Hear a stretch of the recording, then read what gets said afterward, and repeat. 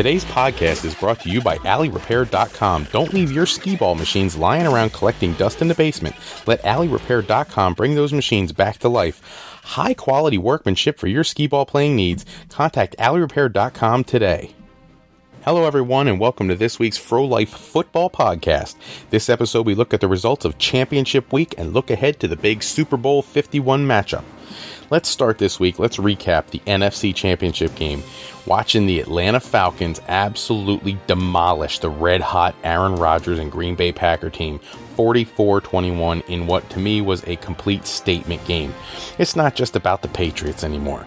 You know, for a long time, that was the thing. It was like, who's going to beat the Patriots? Is it going to be the Raiders with Derek Carr? No, he goes out with injury. Is it going to be the defense of Kansas City? No, they're out too. Can Pittsburgh rise up and they're going to grab, championship number 7? And at the end of the day, Matt Ryan and the Atlanta Falcons have been on fire for the entire football season. And it's not one player. It's not even two players. It's not just Matt Ryan to Julio Jones. It's everybody. Matt Ryan played out of his mind tonight. He really did. Almost 400 yards. Killer game. 4 passing touchdowns. 1 rushing touchdown. The guy can do it all.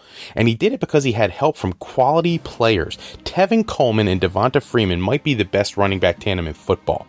Coleman is such a receiving threat. And then tonight they flipped the script. Devonta Freeman is the one who catches a touchdown. Coleman is less of the ground guy. That's usually Freeman's game. And tonight Coleman's the man who scores on the ground. Awesome game planning from their coach. On the other side of the field, the receivers. Julio Jones was Julio Jones. He's always going to have a big night. He's a stud. Every time he's out there, he's a threat to score on every single play. I don't care if they're at the 20 or at the 1-yard line. Mohamed Sanu, who a lot of people give him a lot of garbage this year because he hasn't done virtually anything. He was one of their big free agent acquisitions. He looked solid tonight, and he got into the end zone early. My big one is Taylor Gabriel. Kid come out of nowhere, and he actually plays a great role because he's good enough. He draws coverage. He makes people look at him, and it takes some pressure off of Julio Jones. And I think his addition to the team, mixed in with a little bit of Austin Cooper and some of the other role players, really has made them a complete team. And their defense came up big today. Stopping Aaron Rodgers. Look, Aaron Rodgers still had a decent day, but he didn't have the kind of day he's had lately. And as hot as he's been, keeping him to, a mediocre game at best is pretty impressive, and coming up with 2 huge turnovers. You got to give it to the Atlanta defense. On the flip side, Aaron Rodgers is just being asked to do too much. There's absolutely no semblance of a run game to speak of. There's nobody running the ball. Ty Montgomery did well the first week or two that he was doing it, but since then, nothing. They go out and they get Christine Michael, and he doesn't see the field. A guy had no action. Why'd you pick him up if you weren't going to use him? When you've got no run game, he was one of the leaders in the NFL at the beginning of the season for the Seahawks. There's no reason you couldn't have gotten him onto the field. You gotta have a run game if you want to pull people into the box and free up those wide receivers. And when your wide receivers are hurting, Devontae Adams had issues.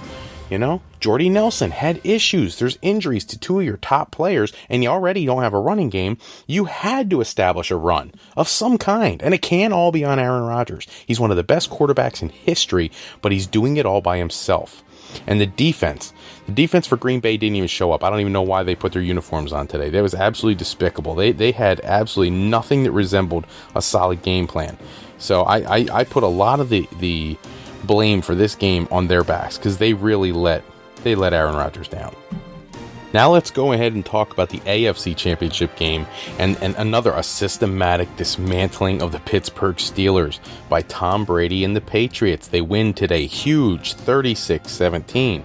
And to be honest with you, that score doesn't really reflect how lopsided this was. Who'd have seen it coming? Chris Hogan, 180 yards. That is a Patriots postseason franchise record for yards. 2 touchdowns, and Julian Edelman another 118 and a touchdown of his own. Just for the record, Chris Hogan was on my FanDuel team this week. He's why I will probably walk away with some cash this week. Thank you, Chris Hogan. You're a hero to me. I'm not even a Patriots guy, but he's a hero to me today. Tom Brady, this is his 3rd 350-yard game in a conference championship game that ties him for the all-time record. It's his 11th 350 passing yard game in the postseason. Again, most of all time. The guy... Look, he's a first ballot Hall of Famer. He's a stud quarterback. I hate his guts. Yes, I think there was some cheating going on. No, I don't really care. because every generation of every sport there is in our country has had some form of cheating going on for years. When Deflategate came out, there was conversations about how every quarterback in the NFL has the balls prepared a certain way for them. If it wasn't like that, then no team would bring their own balls to the game. The balls would be supplied by the NFL. They'd all be the same. They don't. Some scuff it, some rough it, some this, some that. You know what? At the end of the day, he did the same thing everybody else is doing. They're all trying to get a little edge on their football. It's no different than taking performance-enhancing drugs. Whatever. That happens all the time. The guys come back after 4 games and somebody like Le'Veon Bell lights up the league for 1,000 yards or more. So, whatever. It is what it is. At the end of the day, Tom Brady, lights out stud, always in big games, and here was just another example of that. He doesn't get all the credit. Tough yardage today on the ground from LeGarrette Blount. That guy does not get any appreciation whatsoever for what he has brought to that team this year. He's like the man. He's the touchdown monster this year. Good job, LeGarrette Blount. I can't stand the guy because I think he's a pothead, but whatever. He still does well on the football field, and he deserves to be treated like an elite player. They had a stout defense today against Big Ben. Big Ben has been on fire lately. Defense shuts him down, and not all the way. Of course, you're never going to shut down Antonio Brown completely, but having the early exit by Le'Veon Bell, he had a groin issue. That didn't help. D'Angelo Williams, he did his best impersonation, but let's face it, D'Angelo Williams is getting up there, and I love D'Angelo Williams. He used to be on my fantasy teams back when he was with Carolina. I've always liked the guy. Early this year, I picked him up in the last round of my fantasy draft. He started for me several times when Le'Veon was out. Solid player, but at the end of the day, he's not Le'Veon Bell, and this is not the second game of the season where everybody's still fresh. He couldn't do it. Antonio Brown, Eli Rogers both carried the team as far as receiving is concerned. Both had decent days. Eli Rogers, to me, is an emerging superstar. That's scary when you got Antonio Brown on the other side of the field, but whatever. This team better hope they bring Le'Veon Bell back, because obviously after today's game, you could see how important he is. I think in the first 5 minutes of the game, he had 4 carries for like 20 yards or 18 yards or something like that, and then he gets hurt and he's gone, and the whole feel of the game shifts. In the tight end position, Jesse James, looking good, but he's not Ladarius Green, and Ladarius Green has been the biggest flop of the year. The guy, head issues and all this. Just, if you can't get it together, get out of football, because today, the Pittsburgh Steelers really needed Ladarius Green. They really needed Le'Veon Bell.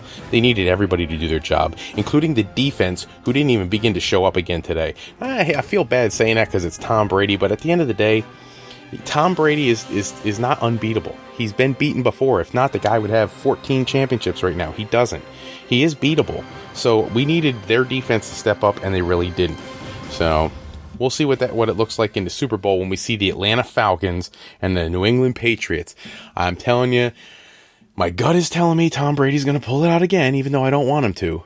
But that's not who I want to win. I would love to see Matt Ryan win a Super Bowl. I'd love to see Julio Jones win a Super Bowl. Love to see people like Tevin Coleman and Devonta Freeman and their whole defense just tear it up and win a Super Bowl. I'm tired of seeing the same teams at the top all the time. So my prediction is it's going to go Patriots. I may change my mind in the next week or two, but I'm feeling like it's going to be the Patriots. I don't want it to be. I want it to be the Falcons. So I'm going to be all falconed up for the next couple weeks just because, but at the end of the day, I think we're going to see the Patriots bring home another championship to their city, because they haven't had enough of them lately. That's all the time we have for this episode, but check back with us next time we'll review the championship action of the Super Bowl. We're going to take a little bit of a hiatus from football until the Super Bowl. We may throw one podcast out there between now and then just to keep the competitive juices flowing for all of us who are still playing fantasy and who are going to try to do this 1 week fantasy thing through FanDuel for the Super Bowl. It's going to get really hard to pick players when you only got 2 teams to choose from. You just see how everybody in the world is going to be tied for the big cash every tournament. But whatever, I'll be in on it. So we'll see what happens between now and then. Special thanks go out to bensound.com and purpleplanet.com for producing all the music and sound effects used today throughout the show. Today's podcast was sponsored in part by fastweb.com. Search the FastWeb database and help your students access scholarships and financial aid information with the FastWeb free and easy to use scholarship search engine. Investigate the college of your dreams with FastWeb's college profile search engine. Let FastWeb be your guide to higher education. To the U.S. News & World Report Best Colleges 2017, available at Amazon.com and Barnes & Noble right now. To Fufu Games, newest game of strategy and collective fun, it's Legendary Elements. Travel around the universe collecting items that will make you the master of the elements. Get your copy today at www.thegamecrafter.com/legendaryelements. And to A&B Education of Lansdale, bringing intercultural education to talented students from around the world. We want to thank you for listening to today's podcast, and we encourage you to go to our website at www.frolifeplanning.com to learn more about what Mr. Fro can do for you and your path to higher education. Remember, Fro Life Educational Planning is for today, for tomorrow, and for life with Fro Life. I'm Fred Froelich, better known as Mr. Fro, and I want to thank you for taking a few moments with us today, and I look forward to chatting with all you again in the near future, probably closer to the Super Bowl and again afterwards. In the meantime, feel free to check out our other podcasts about if you are a huge wrestling fan, or if you're looking for that kind of advice, how to do the higher ed, the college thing. Feel free to check out our education podcast, a step-by-step process to get you into the college of your dreams. Either way, we look forward to talking to you guys soon. Take care, everybody, and have a great week.